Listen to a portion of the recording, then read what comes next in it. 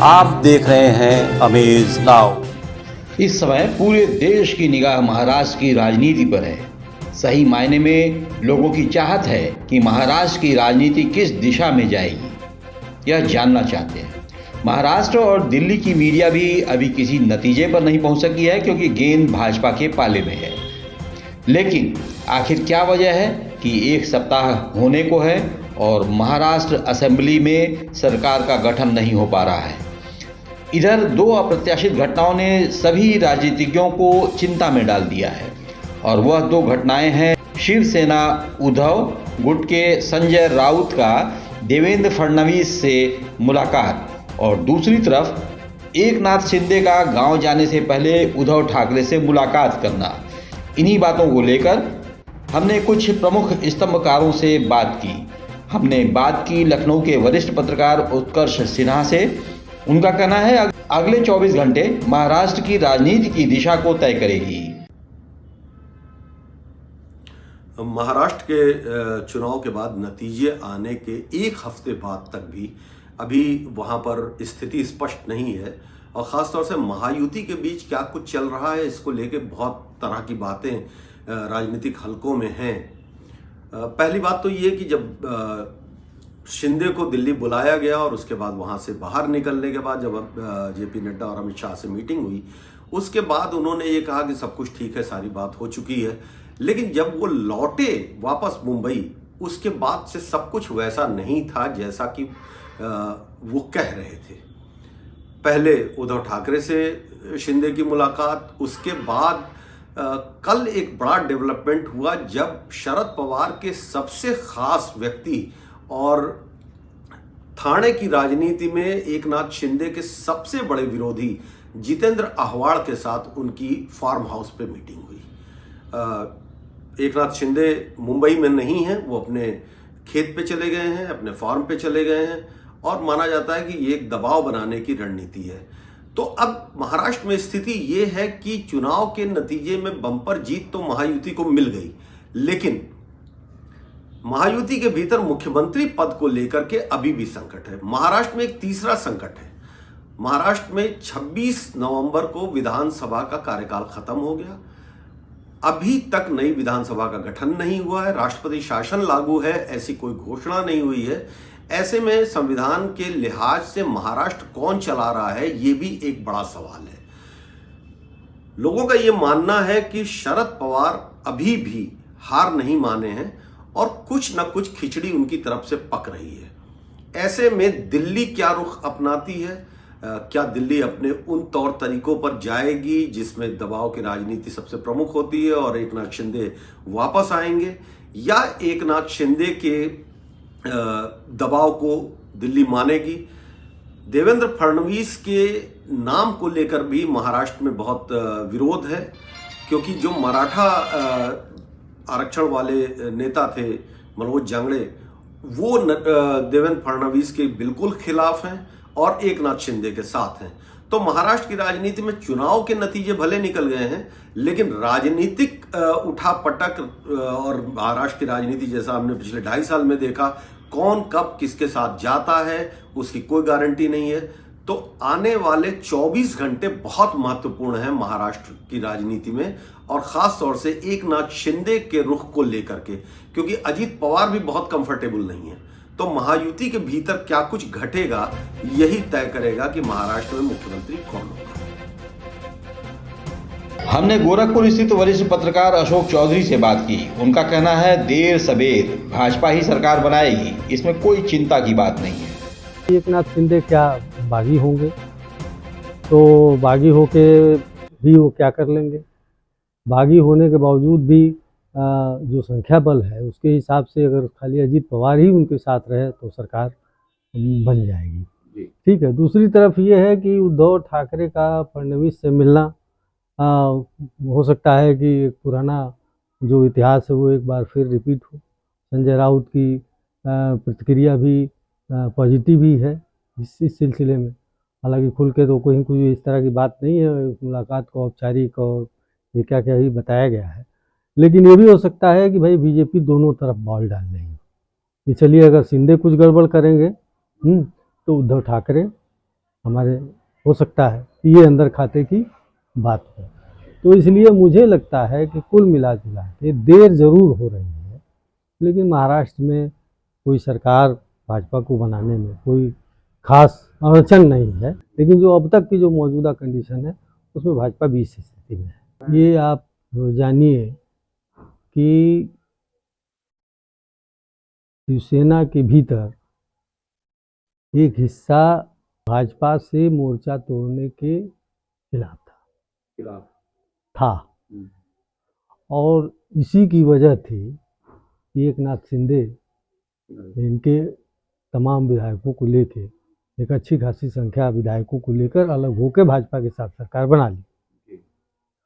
वो प्रकट रूप में उसके पीछे राजनीतिक कारण रहे होंगे, लेकिन ऊपर से जो उन्होंने कहा कि वैचारिक साम्यता कि भाई सावरकर के मुद्दे पर और हिंदुत्व के मुद्दे पर, तो दोनों जो एक विचार की पार्टी है, शिवसेना भी हिंदुत्व के विचार की पार्टी है और भाजपा भी हिंदुत्व के पर ही राजनीति करती है, तो जाहिर तौर पर दोनों में मतक की एक विचारधारा के स्तर पर एक सहमति बनती है। जाहिर तौर पर ये एक कारण हो सकता है, ये एक वजह हो सकती है। और जैसे कहा जाए ना कि कभी कभी जो चीज़ें दिखाई देती हैं वो होती नहीं है, होता कुछ और है, या उस पर्दे के पीछे क्या हो रहा है इसको ना हम जानते हैं ना आप जानते हैं, और जो कुछ भी जो प्रकट में आएगा उसी का तो अंदाज लगेगा। तो जाहिर तब, लेकिन फिर भी मेरा ये कहना है कि भाजपा ने इससे बड़े बड़े संकट मैनेज किए हैं, इसको वो मैनेज कर लेंगे। वो इसलिए नहीं चुनाव लड़े और जीते हैं कि सरकार किसी और की बन जाए। सरकार बनेगी, देर सवेर बनेगी, देर सवेर बनेगी, उन्हीं की बनेगी, अभी तक की ये पोजीशन। एक और बात इसी क्रम में आती है, आपने कहा कि भाजपा ने चुनाव लड़ा तो होम मिनिस्ट्री वो उसके पास रहनी चाहिए, ठीक पीछे जाए एकनाथ शिंदे के रिजीम में, तो वो होम मिनिस्ट्री उस समय ये देवेंद्र फडणवीस के पास था, आपको याद होगा। तो अगर वो एकनाथ शिंदे मांग रहे हैं होम मिनिस्ट्री तो शायद गलत नहीं मांग रहे हैं। ये आपको सैद्धांतिक रूप से लग सकता है कि भाई जब हम मुख्यमंत्री थे तो हमने आपको गृह मंत्री बनाया, अब आप मुख्यमंत्री हैं तो आप हमको गृह मंत्री बनाइए। लेकिन एकनाथ शिंदे भाजपा के नहीं है और भाजपा गृह मंत्रालय पर हमेशा कंट्रोल करना चाहेगी। आप जानते हैं कि महाराष्ट्र का और विशेषकर मुंबई की जो राजनीति है, मुंबई, ये कुल मिला जुला के गृह मंत्रालय एक इम्पॉर्टेंट, कहीं भी चाहे केंद्र में हो चाहे किसी राज्य में हो, वो मुख्यमंत्री के जस्ट बाद का बल्कि लगभग बराबर का पद एक तरह से होता है, तो उसी का ही है। तो जाहिर तौर पर गृह मंत्रालय का मतलब आपका पूरा एडमिनिस्ट्रेशन आपके कंट्रोल, पूरा एडमिनिस्ट्रेशन आपके कंट्रोल में रहेगा। गृह मंत्रालय का मतलब आपका पूरे पुलिस प्रशासन आपके कंट्रोल में रहेगा। गृह मंत्रालय का मतलब विजिलेंस एजेंसीज आपके संपर्क में रहेंगे। आप जिसको चाहें उसको आप ऑपरेशन लोटस कर सकते हैं, तो ऑपरेशन लोटस तो अभी कई बार करना पड़ेगा ना भाई। तो इसलिए जो है जाहिर तौर पर गृह मंत्रालय क्यों छोड़ेगी बीजेपी।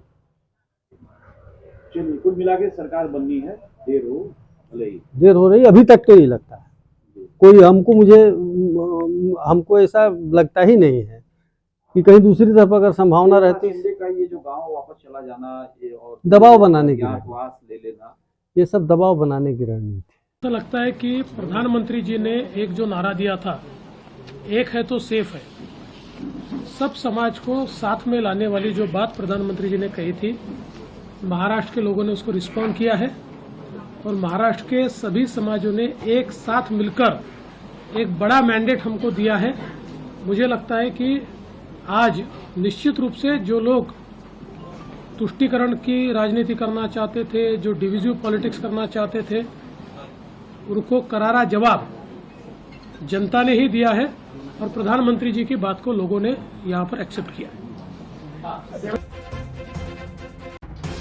इसी प्रकार हमने लखनऊ स्थित वरिष्ठ पत्रकार राकेश मिश्रा से बात की। उन्होंने कहा, शिंदे दबाव बनाने के लिए गांव जरूर गए हैं, लेकिन सरकार गठन में विलंब का कारण भाजपा की अंदरूनी कलह है, जो बहुत ही दुर्भाग्यपूर्ण है।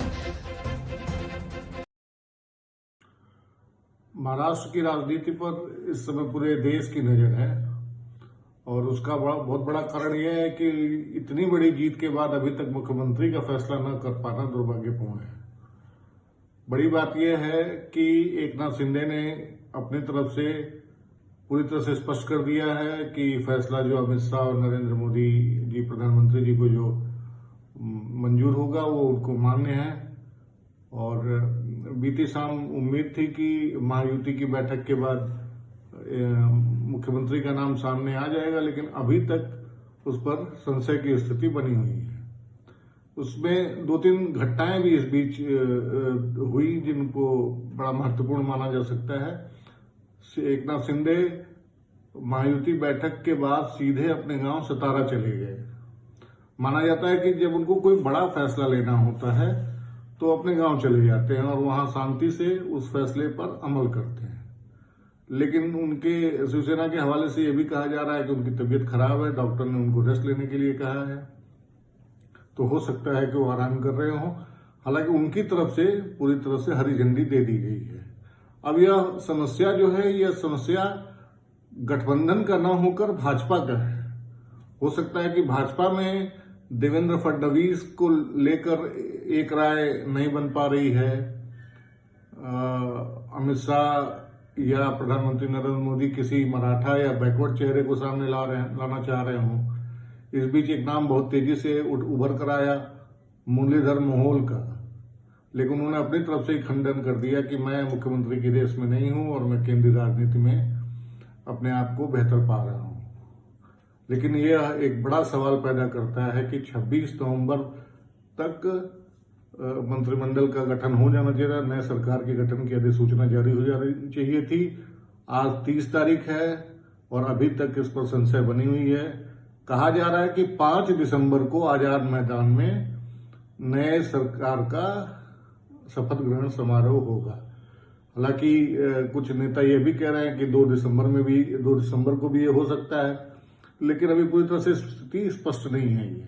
लेकिन यह एक स्थिति तो क्लियर हो गई है कि शिवसेना के स्पष्ट करने के बाद अब यह लड़ाई सिर्फ और सिर्फ भाजपा की अंदरूनी लड़ाई है, क्योंकि इतनी बड़ी जीत के बाद ऐसी स्थिति बहुत ही दुर्भाग्यपूर्ण है।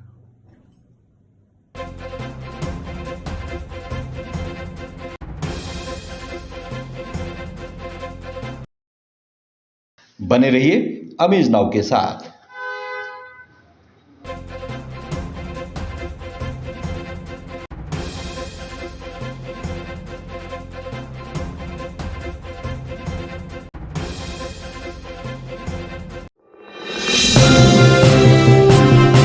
आप देख रहे हैं अमेज नाउ।